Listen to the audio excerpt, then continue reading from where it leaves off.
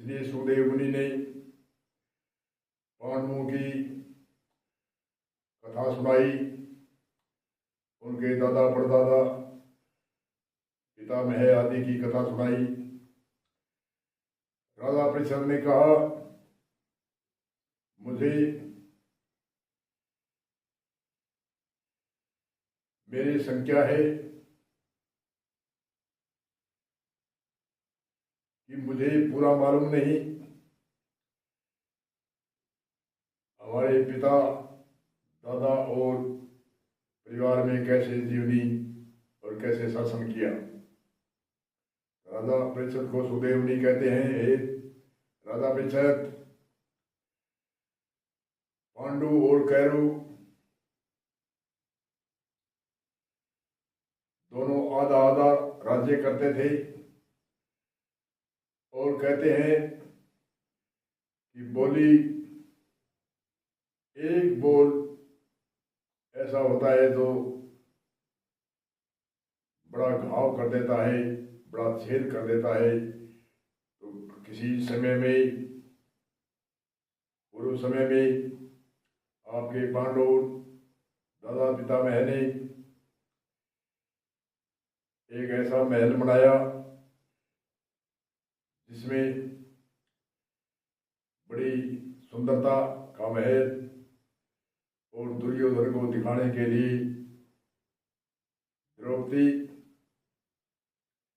यही कि आओ महल देखो दुर्योधन।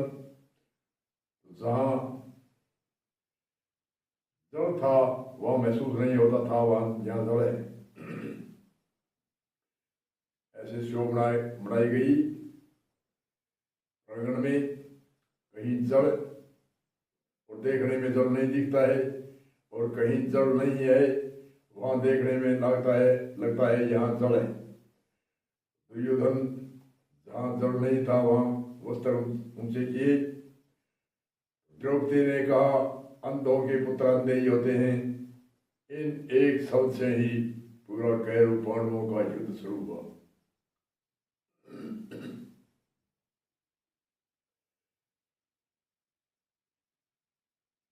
दुर्योधन के ये शब्द खटक गया। कैरव पांडु आधा आधा राज्य कर रहे थे। आधे गांव पांडवों के पास थे, आधे गांव कैरवों के पास थे। दोनों महाराजा थे, कई राष्ट्र के राजा उसके नीचे थे। और जब एक दिन दुर्योधन के ऐसे कपट हुआ कि इन पांडवों को हम बल से तो जीत नहीं सकते, परंतु कोई ऐसा उपाय इनको हरावे। उसने एक चौपड़पासा जुए का संवर रचा। कैरवों ने, दुर्योधन, दुशासन आदि ने, और पांडवों को कहा, आओ जुआ खेलेंगे, चौपड़ खेलेंगे। उस जुए में पांडव हारते गए, कैरव कपट से हराते गए। कपट से जुआ खेला और कपट में आकर दाव लगवाते गए। सब कुछ राज्य का दाव लगा दिया, और आखिरी दाव अगर जो हार गए पांडु तो आपको 12 वर्ष का वनवास और 1 वर्ष अज्ञात रहना है। 13 वर्ष का वनवास, जिसमें 12 वर्ष तो खुले में रहना है और 1 वर्ष अज्ञात ऐसे छुप कर रहना है।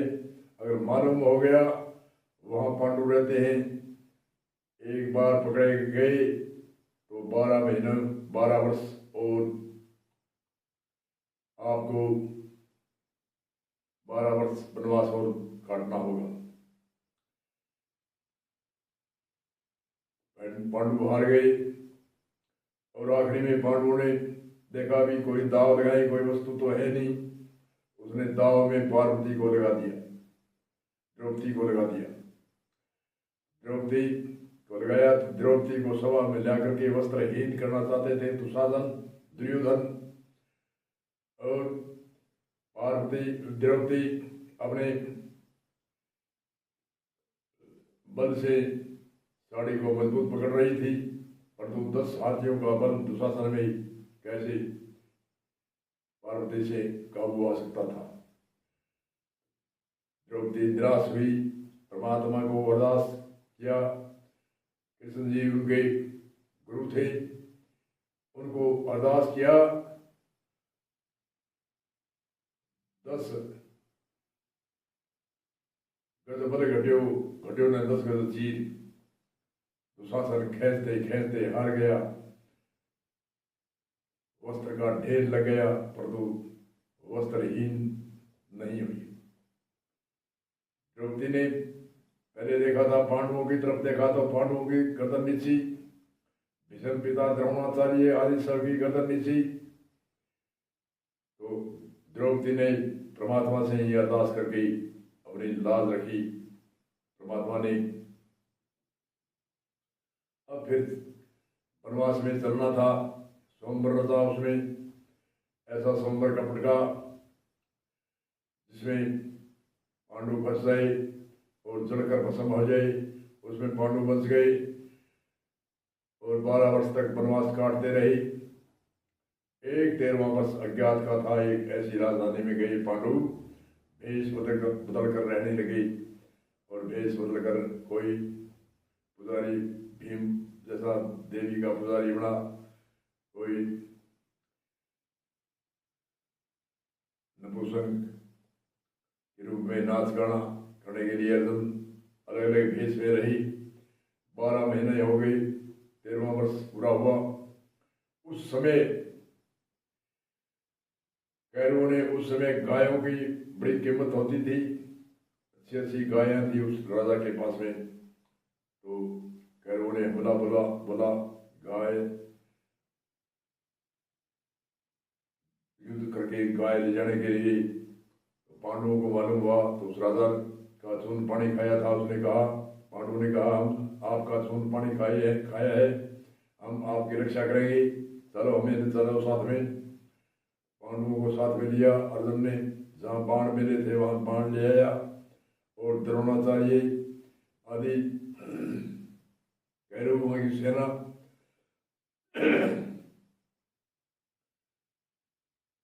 अर्जुन ने पहले एक बाण भेजा द्रोणाचार्य के चरणों में, जाकर के आगे गिरा। 2 बाण दोनों कानों की तरफ, एक एक बाण एक कान में, एक बाण एक कान की तरफ गया। द्रोणाचार्य ने कहा, अर्जुन है। कौरवों ने, दुर्योधन दुशासन आदि ने कहा, कहाँ अर्जुन, पहली बात तो वहां भस्म हो गई अग्नि में, और दूसरी बात हमने बहुत सारे सभी देशों में घूम घूम कर देखा है, कहीं पांडु छुप कर भी नहीं मिले। द्रोणाचार्य ने कहा, एक बाण आया है प्रणाम करने के लिए, 2 बाण आए हैं कानों की तरफ कुशल संसार पूछने के लिए, ये अर्जुन है। और जब बाणों की बौछार होने लगी तो अर्जुन के बाण तो अनोखे थे। कौरव बाजी दौड़े मिंटरी फौज लेकर के और उन गायों को छुटाया, उस राजा की गायों को छुटवाकर उसकी राजधानी में ले आए। अब आकर के ललकारा पांडवों ने कौरवों को, हमारा आधा राज्य दो। दुर्योधन दुशासन ने कहा, आधा राज्य नहीं, एक गांव भी नहीं देते हम, एक सुई की नोक टिके इतनी जगह आपको नहीं देंगे। चर्चा हुई। उस समय कृष्ण जी द्वारकाधीश में थे। कृष्ण जी के पास में गए पांडु, और पांडवों को रक्षा के लिए कृष्ण जी दुर्योधन दुशासन के पास आए। अरे इनको, इनका राज्य दो, दूत बन करके गए थे कृष्ण जी, कहा इनको आधा राज्य। दुर्योधन ने कहा, आधा राज्य नहीं, कुछ भी नहीं देंगे। कृष्ण जी ने कहा, 5 गांव भी नहीं देंगे, एक सुई की नोक टिके इतनी जगह नहीं देंगे, युद्ध करके ले सकते हैं। पुराने समय में कहते हैं नाग पास होती थी, जैसे हथकड़ी पगों में बेड़ी से बंद करते हैं मनुष्य को, ऐसे नाग पास होती थी पहले। चर्चा आती है राम भी नाग पास में बंध गए थे। ऐसे नाग पास, जो नाग पास लगाने वाले होते थे, जो कारीगर, उन कारीगरों को दुर्योधन ने इशारा किया, कृष्ण जी कानून के हिसाब से राजपूत को मारने पकड़ने की आपस में संधि होती है राज्यों की, परंतु उसने मर्यादा दान करके इशारा किया कि इनको नागपास से बांध लो कृष्ण जी को। तो नागपास से वाले नागपास ले आए 4-5 योद्धा, और चारों पांचों के हाथ में नागपास। कृष्ण जी ने ऐसी रचना रची, ऐसी लीला रची, सैकड़ों कृष्ण जी एक एक समान, एक वर्गी, एक जैसी दुर्योधन को दिखते हैं और नागपास वालों को दिखते हैं। तो नागपास वालों ने इशारा किया किसके, फिर दुर्योधन ने इशारा कर दिया, मना कर दिया, मत मानो। अब पांडवों ने उस समय रिश्तेदार संबंधी राजा थे, उन राजाओं को, दूर दूर के राजाओं को सूचना दी हमें युद्ध करना है, युद्ध में सहायता करो। कैरव हमारे आधा राज्य नहीं देते हैं, तो कहते हैं झुकते पारने के होते हैं। उस समय कैरवों का शासन था, कैरवों की तरफ बहुत राजा आए और पांडवों की तरफ कम राजा सहायता करने के लिए। कृष्ण जी द्वारकाधीश में राजा थे, उनके पास भी दुर्योधन अर्जुन गए। अर्जुन तो पैरों की तरफ बैठ गया, कृष्ण जी सैया पर सोते थे, और दुर्योधन शीश की तरफ बैठा।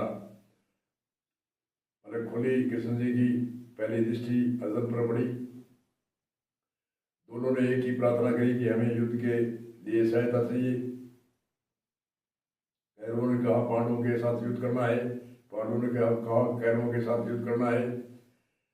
कृष्ण जी ने कहा भाई पहले बारी, पहला नंबर अर्जुन का है, अर्जुन की दृष्टि पहले इन पर पड़ी है मेरी, पहले अर्जुन मांगेगा। एक तरफ तो है मेरी सेना, फौज, मिलिट्री आदि, हाथी घोड़ा, एक तरफ मैं अकेला हूँ, एक मुझे अकेले को ले लो, और एक तरफ मेरी फौज, मिलिट्री, घोड़ा आदि आदि। अर्जुन ने कहा मुझे तो आप ही चाहिए। दुर्योधन ने कहा बहुत अच्छा हुआ। दुर्योधन ने सभी मिलिट्री, फौज आदि मांगी, और अर्जुन ने कहा आप ही मुझे होना चाहिए, आप हमारे साथ में रहो, मुझे और की कोई जरूरी नहीं। अब युद्ध शुरू होता है। युद्ध में एक से एक योद्धा